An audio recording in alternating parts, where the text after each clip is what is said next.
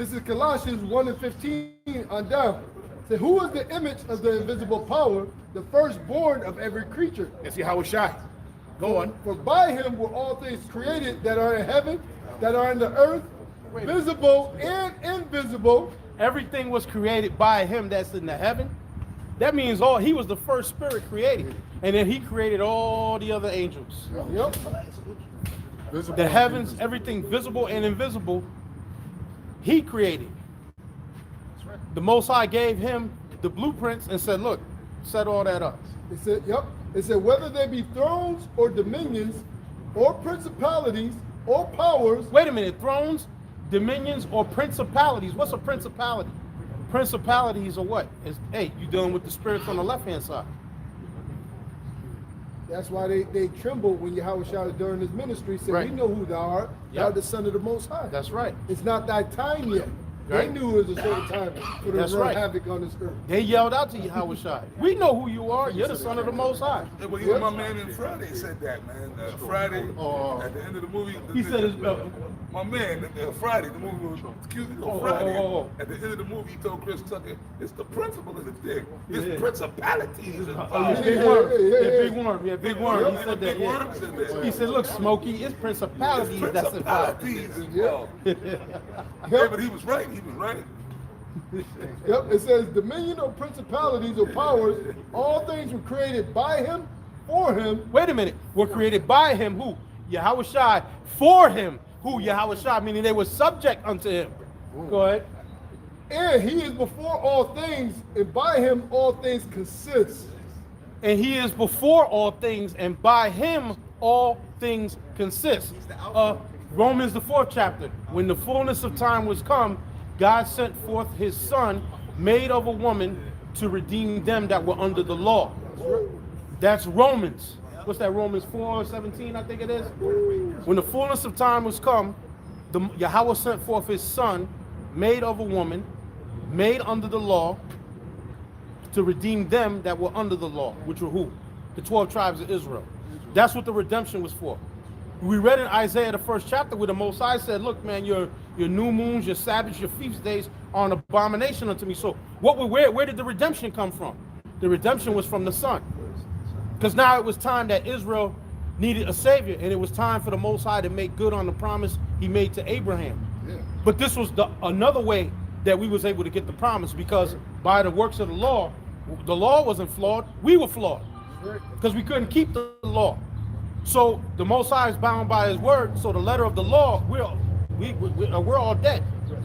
So that's why the fullness of time came, and then the Son came. Can I read it real quick? Romans 5:10. It says, for if when we were enemies, we were reconciled to the Most High. We were enemies. We became enemies. Isaiah the 1st chapter tells you that. We basically became enemies to the Most High. So then the reconciliation, right? The reconciliation came with the birth of Yahawahshi. That was the reconciliation. Yep. Go ahead. We were reconciled to the Most High by the death of his Son. Much more, being reconciled, we shall be saved by his life. Look at that. Look at that. Yep. It says, this is Colossians 1 and 18. And he is the head of the body, the church, who is the beginning, the firstborn from the dead. Wait a minute. He is the head of the body, the beginning of the church, the firstborn of the dead. Don't the scripture in Exodus say, this is my firstborn? Yep. Get that from Exodus 4:22. Exodus 4:22. I call my son out of Egypt, right? Yep. This is my firstborn, my son. I call out of Egypt. Oh boy, Hey, man. that It's goes just up- all over there, man. That's Revelation the 11th chapter. It says in their dead bodies. Right, shall lie in the street Yep. of the great city, which spiritually is called Sodom and Egypt. But it said they risen and great fear fell upon them who seen it. Yep. That's why they're coming in with Operation Warp Speed, because they know that their time is short. Nah, sorry. Okay, just keep well, you reading. got this. It says, and he is the head of the body, the church, who is the beginning, the firstborn from the dead, that in all things he might have the preeminence. For it pleased the Father that in him should all fullness dwell. The preeminence, because it pleased the Father that in him all things should dwell. Look at that. Yeah, look at preeminence. That's how Look at look, look. preeminence. Yeah. Go into that. Before the eminence, pre. I got it. It says preeminence, the fact of surpassing all others. Wait a minute. He is the preeminence, meaning he surpasses all others. Superiority.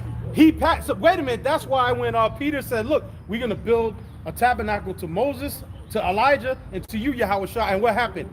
The Most High Himself came and said, "Look, this is my son, right. my beloved son, in whom I am well pleased. Listen to him. He has the preeminence. Yahawahshi. He's over Moses and he's over Elijah. That means he's over anybody. Everybody. That means he's over everybody. Like you guys, okay, y'all, King David is the king on earth. That's the earthly king, man. Right. King David is set up pursuing the Amos, the 9th chapter. It goes into it, the other scriptures, the precepts. But it's because y'all say that we contradicting ourselves, so to speak. That's the word I'm looking for. But wait a minute, you niggas, y'all on that King David stuff. Y'all on that Marshall King David stuff. But then y'all say Yahawahshi. No, we're not contradicting ourselves. Yahawahshi himself said it was 12 kings. Yes. Right? So the 12 kings are what? The 12 disciples. But there's an order. 12 top. And then what did Yahawahshi tell Peter? Peter, upon whom you are the rock, upon whom I will establish my church. Meaning under the Yahawahshi is the ultimate king. But under Yahawahshi, King David is going to be the earthly king that he's going to set up over the people on earth, Israel. That's right. Right?